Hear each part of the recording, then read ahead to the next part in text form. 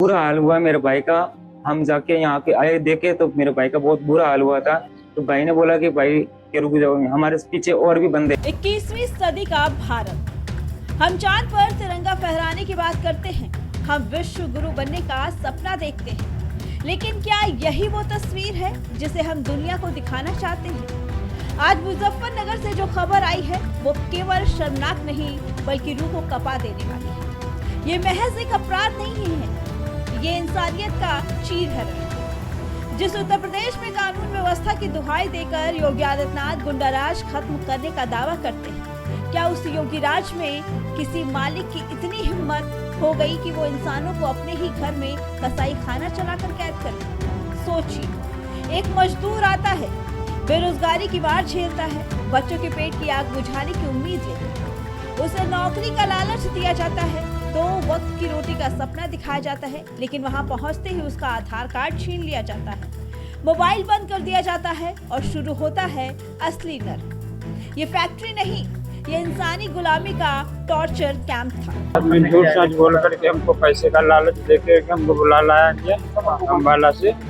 बोलो हम 12,000 रुपये महीना देंगे, 3 टाइम चाय 3 टाइम खाना। न यहाँ चाय मिलता था न खाना मिलता, चोकर की रोटी मिलती, 24 घंटा बाद वो भी नमक रोटी मिलता था। कोई पैसा नहीं है, कोई चीज नहीं मिलती।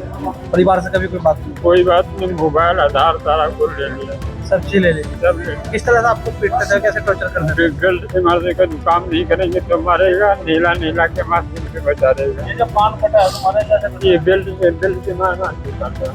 बेल्ट से मार के? हाँ, परिवार से बीच बात नहीं हुई? बात मैंने भाई से की है। अब बात हुई है? हाँ, बात हुई। पुलिस ले गए?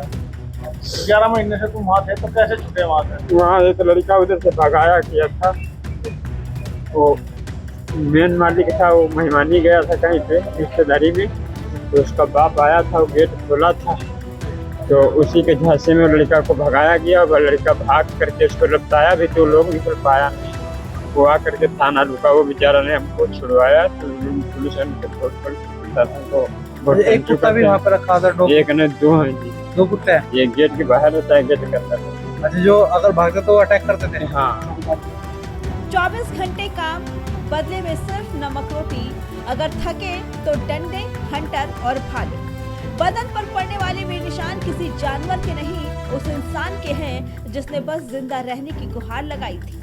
और इन सबको पहरा देने के लिए वहां रखे गए थे पिटबुल कुत्ते, ताकि कोई भागने की जुर्रत न करे। 1-2 नहीं बल्कि दर्जनों मजदूरों की जिंदगी के साथ खिलवाड़ हुआ। एक मजदूर की मौत की खबर आ रही है तो वहीं 2 लोग अभी भी लापता हैं। सवाल सिर्फ उस फैक्ट्री मालिक का नहीं है, सवाल ये है कि प्रशासनिक तंत्र सो रहा था क्या योगी सरकार के खुफिया तंत्र को इसकी भनक तक नहीं लगी? कानून का इतना खौफ है कि 2 साल तक वहाँ लोग बंधक रहे और किसी को पता नहीं चला। ये कैसा शासन है जहाँ इंसान को जानवर बनाकर बेच रहा है? ये घटना योगी आदित्यनाथ के उस दावे पर एक कड़ा प्रश्न चिन्ह है, जिसमें वे दावा करते हैं कि उत्तर प्रदेश में परिंदा भी पर नहीं मार सकता। अगर परिंदा नहीं मार सकता तो फिर ये दरिंदे 2 साल तक इंसानों को गुलाम कैसे बनाए रखे? सूचना मिली थी पुलिस को, उसके आधार पर लेबर कमिश्नर तथा एसपी आर्य के नेतृत्व में सीओ फुगाना और तहसीलदार Radheshyam, SHO Titavi, SOG surveillance Mohit Chaudhary इस पर रेड देते हैं। मजिस्ट्रेट की उपस्थिति में मांडी गांव में, थाना तितावी में, उसमें एक फैक्ट्री से, जो दोना बनाने की फैक्ट्री होती है, उसमें से 12 लोग मुक्त कराए गए हैं, जिनके शरीर पर गंभीर चोट के निशान हैं। तथा जब उनको मुक्त कराया गया तो उनसे पूछताछ की गई तो उन्होंने बताया कि इस तरह से उनको 1.5 से 2 साल से वहां पर बंधक बनाया गया है। 10 से 12,000 या कभी 8,000 का लालच देकर के ये लोग नौकरी के नाम पर रेलवे स्टेशन, बस अड्डे तथा विभिन्न स्थानों से इनको ले आते हैं तथा वहां पर बंधक बना लेते हैं तथा इनसे फिर जबरदस्ती काम कराते हैं दोने बनाने का, तथा इन्हें कोई तनख्वाह भी नहीं देते। इन्हें एक टाइम पर रोटी देते हैं, वो भी सूखी रोटी देते हैं जो कि चोकर की रोटी होती है। और इस प्रकार से इनको कई दिनों से इनके मोबाइल रख लेते हैं, कहीं वार्ता नहीं करने देते, कहीं आने जाने देते। पिटबुल डॉग रखते हैं ताकि इनको प्रताड़ित कर सके उनके माध्यम से। साथ ही साथ लोहे के कुछ इंस्ट्रूमेंट रखते हैं, गर्म करके उसको प्रताड़ित कर रहे थे। साथ ही साथ ये जो फैन बेल्ट होता है कोड़े के रूप में, उसका इस्तेमाल करते थे मारने के लिए। इनकी बॉडीज पे काफी निशान, इनका मेडिकल कराया गया है, काफी गंभीर चोटें, कई के रिब्स टूटे हुए हैं। और यहाँ तक की जानकारी मिली है कुछ लोगों की इस अत्याचार के दौरान मृत्यु भी हो गई थी। एक व्यक्ति की पहचान भी इसमें हो गई है, जिसके संदर्भ में आवश्यक विधिक कार्रवाई सुनिश्चित की जा रही है। इस संदर्भ में आपको बता दूं कि एक अभियोग थाना तितावी में 154/26 दर्ज किया गया है। 95, 143, 143, 146, 127, 115, 352, 351, 3/14 बालक श्रम प्रतिषेध अधिनियम 1986, 75/79 किशोर न्याय अधिनियम 2015, 16/17/18 बॉन्डेड लेबर सिस्टम एबोलिशन अधिनियम 1976 दर्ज किया गया है, जिसमें आजीवन कारावास तक की सजा है। तथा इसमें भी बता दूं आपको, इसमें और भी धाराओं की जो मृत्यु हुई है उसमें अवृद्धि। जिस वक्त उस फैक्ट्री पर छापा पड़ा, पुलिस खुद दंग रह गई। जब उन मजदूरों को बाहर निकाला गया तो वो इंसान कम और कंकाल ज्यादा लग रहे थे।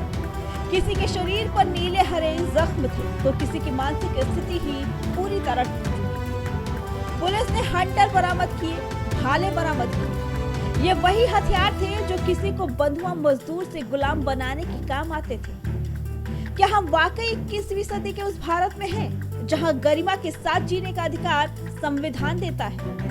अगर आज वो एक मजदूर अपनी जान दांव पर लगाकर भागता नहीं तो शायद ये 13 जिंदगियां कभी आजाद नहीं हो पाती। ये सिर्फ एक खबर नहीं, ये एक समाज के तौर पर हमारी सामूहिक विफलता है। योगी सरकार को अब जागना होगा।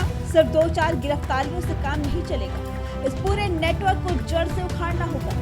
जो अधिकारी इस पूरे खेल में मौन थे, उन पर भी कार्रवाई होनी चाहिए, क्योंकि ये बंधुआ मजदूरी का मामला नहीं, ये सीधे मानव तस्करी और हत्या के प्रयास का मामला है। आज हर उस इंसान का खून खौलना चाहिए जो इन तस्वीरों को देख रहा है। आज न्याय चाहिए उन मजदूरों के लिए जिनका बचपन, जवानी और सम्मान एक कागज के दोरे पत्तल की फैक्ट्री में घिसकर राख हो गया। मुजफ्फरनगर का ये नरक बताने के लिए काफी है कि विकास की चकाचौंध के पीछे कहीं न कहीं इंसानियत आज भी जंजीरों में जकड़ी हुई है। क्या हम अपनी खामोशी के साथ इन दरिंदों के मददगार बने रहेंगे या फिर इस सिस्टम से जवाब मांगेंगे? फैसला आपका है। आप इस पूरे घटनाक्रम को किस तरह देखते हैं और आपको क्या लगता है कि इस तरह के अपराधों को रोकने के लिए प्रशासन को क्या सख्त कदम उठाने चाहिए? अपनी राय हमें कमेंट में जरूर बताइए। Bureau report.